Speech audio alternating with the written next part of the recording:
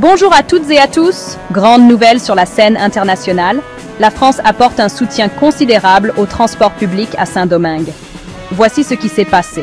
Le président dominicain Luis Abinader et le président français Emmanuel Macron se sont rencontrés à Nice, en France.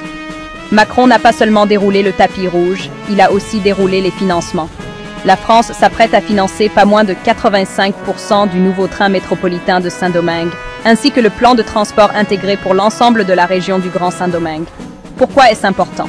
Eh bien, cela pourrait transformer la vie quotidienne de millions de personnes, réduire les embouteillages et stimuler la croissance économique, non seulement pour la ville, mais pour toute la République dominicaine. Mais leur discussion ne s'est pas limitée au train.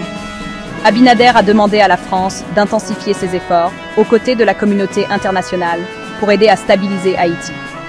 Les deux dirigeants ont convenu que la sécurité dans la région est une responsabilité partagée, en particulier avec les missions en cours menées par les forces kenyanes. Il y a plus, Macron a également promis de travailler avec la République dominicaine pour lutter contre l'invasion des algues sargasses, un problème majeur pour les plages des deux pays. Abinader avait déjà pressé l'ONU de déclarer cela comme une urgence régionale. Et, dans un geste qui montre à quel point ces pays se rapprochent, Abinader a invité Macron en République dominicaine l'année prochaine pour l'inauguration du monument de Santiago. Macron a accepté. Oh, et la République dominicaine? Elle vient d'être élue vice-présidente à la Conférence des Nations Unies sur les océans. Un signe que son leadership sur les questions environnementales attire l'attention du monde entier. Et le voyage ne s'est pas arrêté là. Abinader s'est ensuite rendu à Genève, où il a été honoré pour son travail sur les salaires équitables et est devenu le premier président dominicain à prendre la parole lors du forum majeur de l'Organisation internationale du travail. Incroyable, n'est-ce pas? C'est plus que de la politique. Ce sont des mesures qui façonneront l'avenir de la République dominicaine et peut-être même de toute la région. N'oubliez pas de vous abonner pour plus d'informations sur les histoires qui façonnent notre monde. La révolution haïtienne représente un symbole d'espoir et de résistance dans les annales de l'histoire humaine. Elle témoigne de l'esprit indomptable des Africains, réduits en esclavage, qui ont osé se soulever contre leurs oppresseurs et forger leur propre destin. Face à une brutalité inimaginable, ils ont lutté pour leur liberté et, en 1804, ont établi la première république noire indépendante du monde moderne. Cette victoire, cependant, a eu un prix exorbitant, un prix qu'Haïti continuerait de payer pendant des générations. La France, l'ancienne puissance coloniale, a exigé une indemnité exorbitante en compensation de la perte de sa colonie la plus rentable, une dette qui allait jeter une ombre sur l'avenir d'Haïti. Cet essai explore l'histoire complexe et souvent négligée de l'indemnité haïtienne, en examinant ses origines, son impact dévastateur sur le développement d'Haïti et le débat actuel sur les réparations. C'est une histoire de résilience face à l'adversité, d'une nation aux prises avec l'héritage du colonialisme et la quête permanente de justice. En 1825, la France, sous le règne du roi Charles X, a placé Haïti devant un choix difficile, reconnaître son indépendance en échange d'une somme astronomique de 150 millions de francs, or, ou en subir les conséquences. Cette indemnité, réduite plus tard à 90 millions de francs, était destinée à indemniser les propriétaires d'esclaves français pour la perte de leurs biens, les Africains asservis qui avaient combattu avec tant de courage pour leur liberté. Cette exigence était non seulement moralement répréhensible, mais aussi économiquement paralysante pour la jeune République. L'indemnité représentait plus qu'un simple fardeau financier. Il s'agissait d'une tentative calculée de la France pour saper la souveraineté et la viabilité économique d'Haïti. Elle servait de rappel brutal des rapports de force qui continuaient de façonner les relations entre l'ancienne colonie et son colonisateur.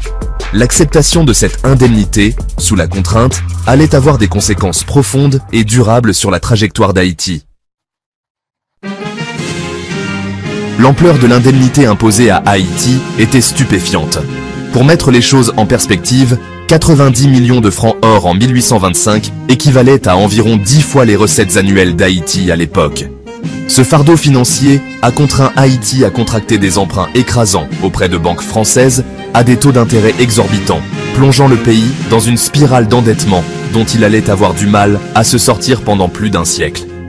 Le détournement de ressources rares vers le remboursement de la dette a gravement entravé la capacité d'Haïti à investir dans des domaines cruciaux tels que l'éducation, les infrastructures et le développement économique. Cela a créé un cercle vicieux de pauvreté et de sous-développement qui allait affecter Haïti pendant des générations. Le fardeau financier imposé par l'indemnité française ne s'est pas arrêté au paiement initial. Pour s'acquitter de ses obligations, Haïti a été contrainte de contracter des emprunts supplémentaires, souvent à des conditions défavorables, ce qui a aggravé ses difficultés économiques. Cela a créé ce que les historiens appellent la double dette d'Haïti, l'indemnité initiale aggravée par les intérêts et les pénalités accumulées au cours de décennies de remboursement. La double dette a effectivement pris l'économie haïtienne en otage, limitant considérablement sa capacité à tracer sa propre voie.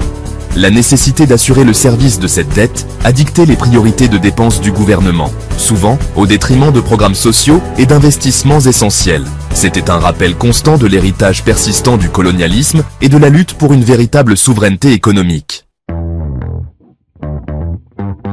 La résistance de Boyer. Résister à la rançon est le difficile chemin vers la reconnaissance.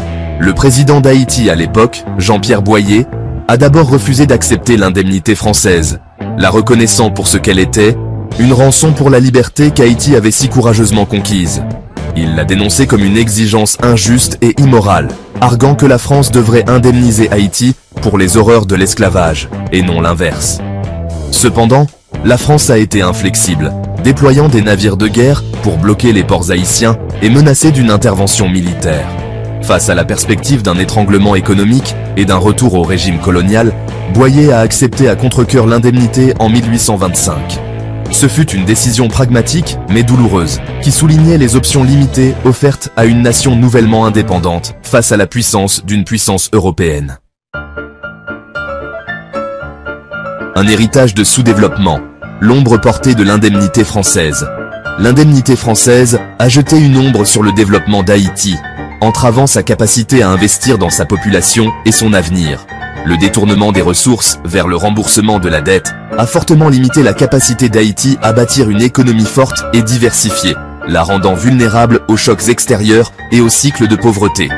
Le manque d'investissement dans l'éducation et les infrastructures a encore exacerbé ces difficultés, perpétuant un cycle d'inégalité et de sous-développement. L'indemnité a également eu un impact profond sur les relations d'Haïti avec la communauté internationale. Le poids de cette dette a rendu difficile pour Haïti d'attirer les investissements étrangers et d'accéder aux marchés internationaux à des conditions favorables. Il a renforcé la perception d'Haïti comme une destination d'investissement risquée et instable, entravant davantage son progrès économique. L'ouverture de Macron, une commission pour la vérité et la réconciliation. Dans un développement significatif, le président français Emmanuel Macron, en 2023, a reconnu l'injustice de l'indemnité de 1825, la qualifiant de prix de la liberté d'Haïti. Il a annoncé la formation d'une commission conjointe franco-haïtienne d'historiens pour étudier l'indemnité et son impact, dans le but de formuler des recommandations pour améliorer les relations entre les deux pays. Bien que la reconnaissance par Macron de l'injustice de l'indemnité soit un pas dans la bonne direction, de nombreux Haïtiens restent sceptiques. Ils soutiennent qu'une commission axée uniquement sur l'analyse historique ne suffit pas. Ce qu'il faut, c'est un engagement envers des actions concrètes, y compris des réparations, pour remédier à l'héritage durable de ce tort historique. L'heure de la justice, le potentiel de la commission et l'impératif des réparations.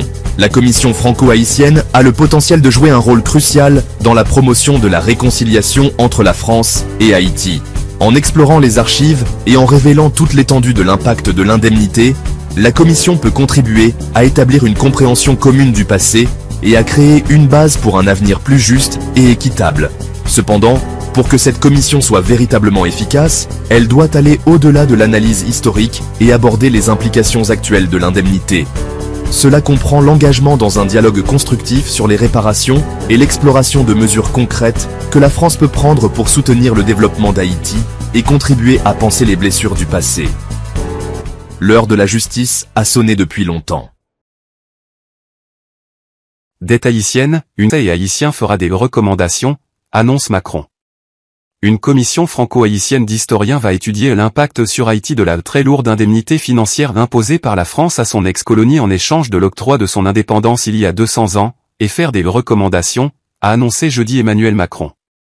Une commission franco-haïtienne d'historiens va étudier l'impact sur Haïti de la très lourde indemnité financière imposée par la France à son ex-colonie en échange de l'octroi de son indépendance il y a 200 ans, et faire des recommandations, a annoncé jeudi Emmanuel Macron. Cette indemnité décidée par le roi Charles X en 1825 plaçait alors un prix sur la liberté d'une jeune nation, qui était ainsi confrontée, dès sa constitution, à la force injuste de l'histoire, a estimé le président français dans un communiqué. Il n'évoque toutefois pas, à ce stade, une éventuelle réparation financière, telle que réclamée par les autorités haïtiennes. Mercredi, l'Élysée avait assuré que le chef de l'État tirerait de toutes les conclusions à l'issue de ce travail de mémoire. En janvier, le président haïtien par intérim Leslie Voltaire a affirmé qu'Emmanuel Macron lui avait évoqué lors d'un entretien le principe d'une restitution, que la présidence française n'avait toutefois pas mentionné dans son compte-rendu de cette rencontre. Après avoir proclamé l'indépendance du pays des Caraïbes en 1804 à l'issue d'une victoire militaire contre le corps expéditionnaire napoléonien, les nouvelles autorités de Haïti acceptèrent, le 17 avril 1825, sous la menace des canons de la flotte française, de payer 150 millions de francs hors d'indemnité aux anciens propriétaires de terres et d'esclaves, en échange de la reconnaissance de l'indépendance par Charles X. La somme sera ramenée en 1838 à 90 millions. Pour s'en acquitter, la jeune République caribéenne doit s'endetter à des taux très élevés auprès de banques françaises, alors même que plonge le cours du café, de très loin sa principale ressource. Le règlement de cette double dette s'étalera jusqu'en 1952, date du paiement des derniers intérêts.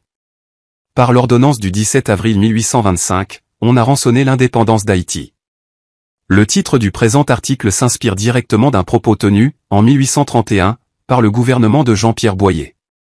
Le titre du présent article s'inspire directement d'un propos tenu, en 1831, par le gouvernement de Jean-Pierre Boyer.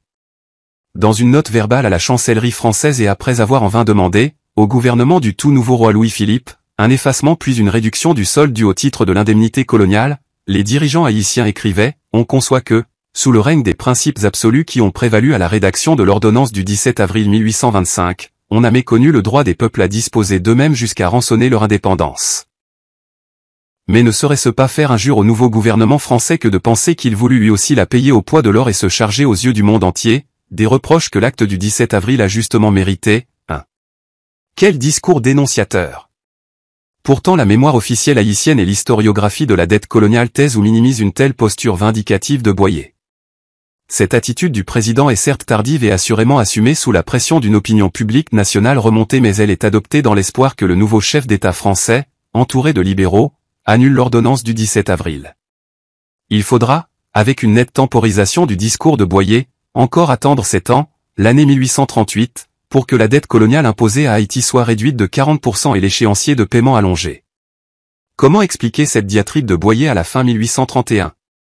Son propos s'inscrit dans la continuité de plus de 15 années d'échanges puis de négociations haïtiano-françaises. Processus auquel Boyer a participé en tant que grand témoin puis chef de l'État. Les différents moments sont à rappeler en mettant en relief des discordances. En 1814, à la chute de Napoléon Bonaparte, son successeur, le roi de France Louis XVIII continue de considérer Haïti comme une colonie ayant pour nom, partie française de Saint-Domingue, et à faire rentrer dans le rang d'autres territoires à esclavage de l'Empire français. Cette même année 1814 et au contraire du roi Henri-Christophe, le président Pétion, lors des premiers contacts avec des émissaires français, cherchait à trouver un compromis pour que la France reconnaisse l'indépendance de la République qu'il dirigeait. Pétion avait alors adhéré au principe d'une participation d'Haïti à une indemnisation des anciens colons expropriés en 1804 de leurs biens immobiliers, plantations en particulier, lors de la proclamation de l'indépendance. Pétion avait exigé que le montant du dédommagement soit fixé d'un commun accord avec l'État français et que la perte des esclaves, biens, meubles, n'entre pas en ligne de compte dans les calculs, d'autant que l'État français avait officialisé, en 1794, l'abolition de l'esclavage. Cette ligne a été observée, y compris par le président Boyer jusqu'en 1823 alors qu'il gouverne toute l'île. Mais en 1824, comme en écho aux tractations en passe d'avoir lieu entre le Brésil et son ancienne métropole, le Portugal, Boyer change son fusil d'épaule. Écartant désormais toute référence à une indemnisation des anciens colons propriétaires, Boyer a alors adhéré au principe d'une ordonnance du roi de France reconnaissant l'indépendance d'Haïti. En contrepartie à ce geste de « bienveillance 4 », qui permettrait à Port-au-Prince de rompre son isolement diplomatique, Haïti octroierait au roi une somme d'argent au montant à convenir, ici aussi, avec l'État français à 5. Dans cette perspective, le premier projet d'ordonnance est, à l'été 1824, présenté, à Paris, aux deux émissaires haïtiens. Ceux-ci rejettent le texte qui leur est soumis d'autant que, de surcroît, la souveraineté extérieure d'Haïti deviendrait la prérogative de la France. La rupture des pourparlers est consommée alors que, peu après, le roi Louis XVIII meurt et que son frère Charles X, ultra-royaliste, accède au pouvoir. Le 17 avril 1825, et dans le plus grand secret en France, le nouveau roi signe l'ordonnance reconnaissant, sous conditions drastiques, l'indépendance d'Haïti, acquise par les armes, 21 ans auparavant par une population farouchement décidée à faire barrage au projet de Napoléon de rétablir l'esclavage, projet réussi dans la si proche Guadeloupe. Quelques mois plus tard, à la deuxième semaine de juillet 1825, et alors que les gouvernants haïtiens ne s'y attendaient pas, c'est cette nouvelle mouture d'acte royal qui est acheminée vers Haïti par un officier de la marine française, le baron de Mâcon. À l'exception de celle qui instituait le protectorat français sur la souveraineté extérieure d'Haïti, les clauses unilatérales repoussées en 1824 sont maintenues par le roi Charles X et la teneur d'une des clauses est même aggravée. En effet, le montant de l'indemnité à payer en 5 annuités est augmenté et il s'élève désormais à 150 millions de francs, soit à l'époque 30 millions de dollars.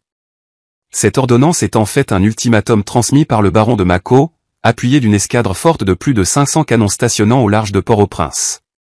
Les consignes communiquées à Mâcon au cas où Boyer ne se soumettait pas à l'ultimatum ne prévoyaient pas de bombardement de la capitale mais un blocus des ports haïtiens jusqu'à ce que l'asphyxie économique, par l'assèchement des revenus douaniers, fasse entendre raison à Boyer.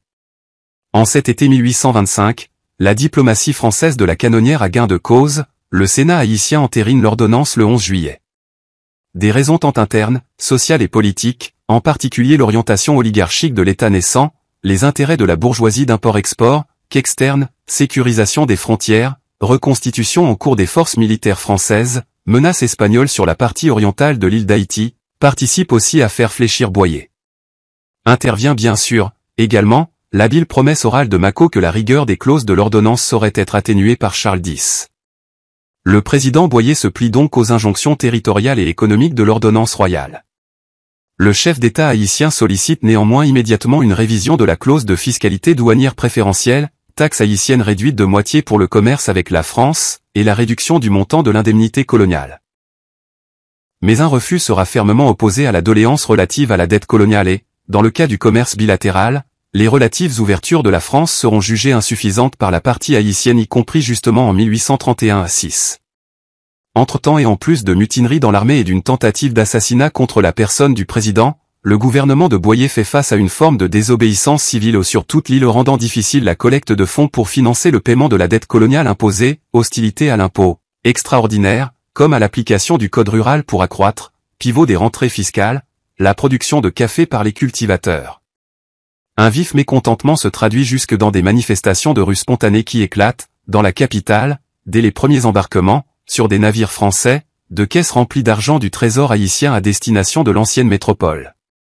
Somme bénéficiant en fait à quelques 8000 anciens colons propriétaires de biens immobiliers cette répartis sur moins de 10 000 km², ou plutôt à leurs héritiers, ainsi qu'à leurs créanciers avides, dont des négociants négriers. C'est dans un tel contexte qu'en 1831, après l'avoir annoncé au gouvernement de Charles X, le gouvernement Boyer cessera officiellement d'appliquer la préférence douanière imposée par la France. C'est dans ce contexte également que l'État haïtien, insolvable, ne peut toujours reprendre ni le service de la dette coloniale ni celui de l'emprunt extérieur lié de 1825, la double dette, et demande l'annulation du solde du montant exigé pour la reconnaissance de l'indépendance. La réponse du ministre français des Affaires étrangères éclaire la nature de l'impôt néocolonial de 1825. Sans doute si, comme on l'insinue, l'indemnité stipulée dans l'ordonnance du 17 avril, avait été le prix de la reconnaissance de l'indépendance d'Haïti par la France, le gouvernement de Sa Majesté, autant par respect pour la liberté des peuples que par sentiment de générosité pour Haïti, aurait pu lui en faire la remise. Mais il n'en est point ainsi, la révolution d'Haïti, qui n'a d'ailleurs rien de commun avec les autres révolutions, a été marquée par la spoliation des propriétés immobilières des ex-colons 8. C'est en réaction à cet éclaircissement de l'administration française que le gouvernement Boyer vient qualifier ouvertement de « rançon » de l'indépendance le montant exigé par l'ordonnance du 17 avril 1825. Plus encore, il indique que, selon son estimation, ce chiffre de 150 millions de francs, 30 millions de dollars, représente au moins le double de la valeur, en 1804, des biens immobiliers concernés neufs.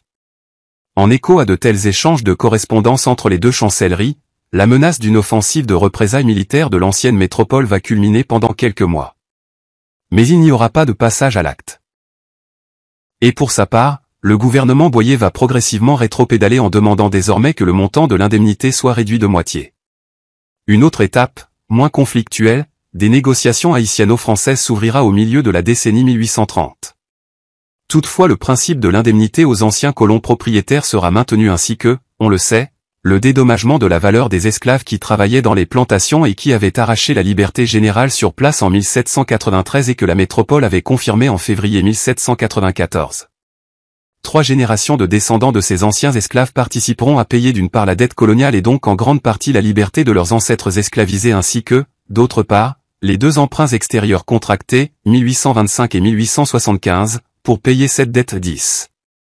Le dernier paiement interviendra en 1922.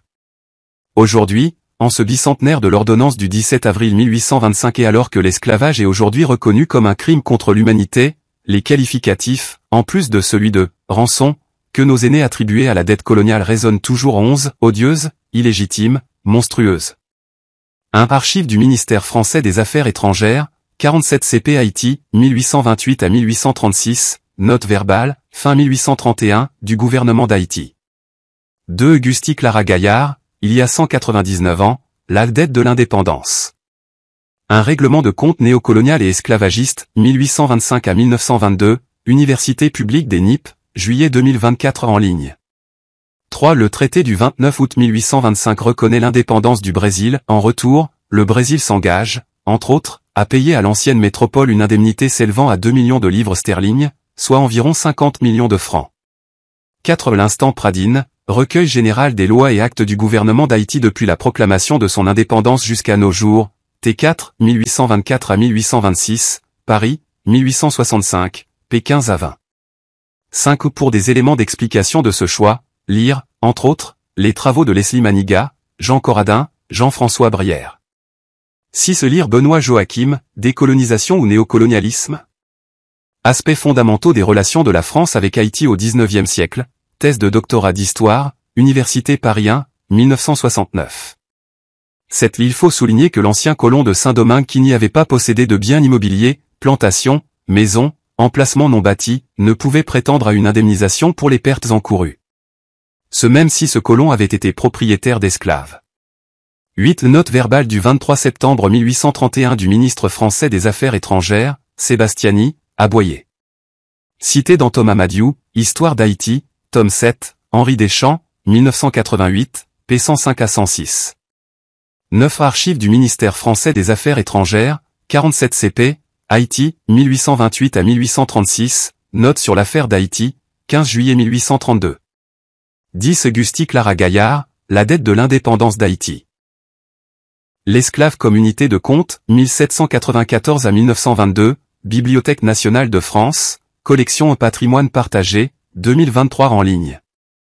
11. Les 3 adjectifs sont à attribuer successivement à Balthazar Inginac, Thomas Madiou, Jean-Jacques Acao. Augusti Clara Gaillard. Historienne habilitée à diriger des recherches, professeure à l'Université d'État d'Haïti. Double dette de l'indépendance, la Fondation pour la mémoire de l'esclavage, FME, se souvient.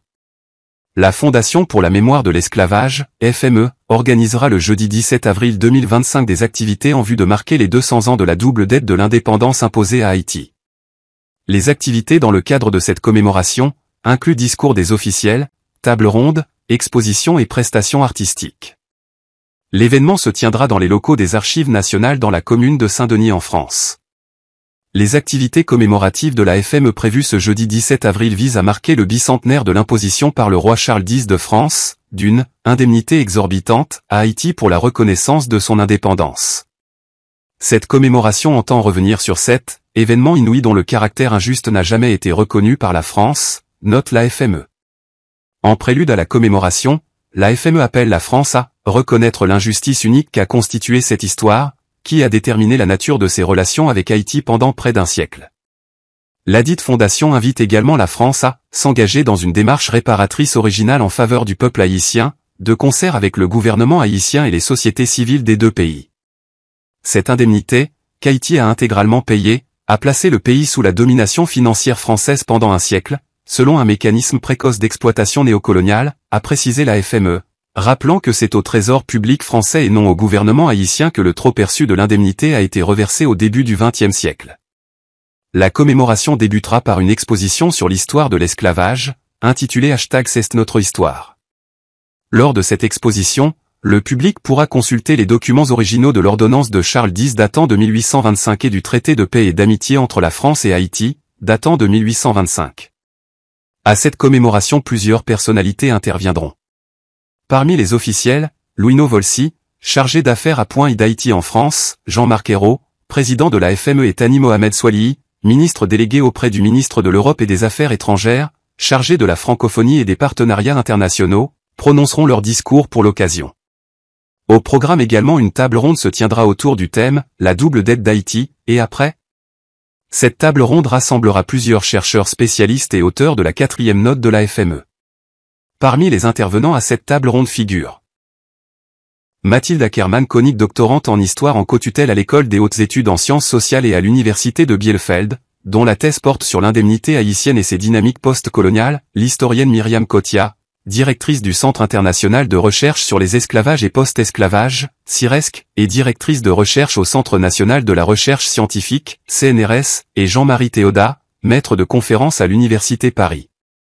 Un Panthéon-Sorbonne et professeur à l'Université d'État d'Haïti, UH. En marge de la conférence, le public aura l'occasion d'échanger avec les intervenants. L'activité sera également marquée par des prestations artistiques du duo Amos Coulange et Kessita Clénard. Ils seront accompagnés de la chanteuse Cecilia Madaleno-Clénard et du percussionniste Jean-Marie Louissin. L'exposition débutera à partir de 17h, heure de France, et les discours des officiels sont prévus à compter de 18h, suivis de la table ronde. Visa Force.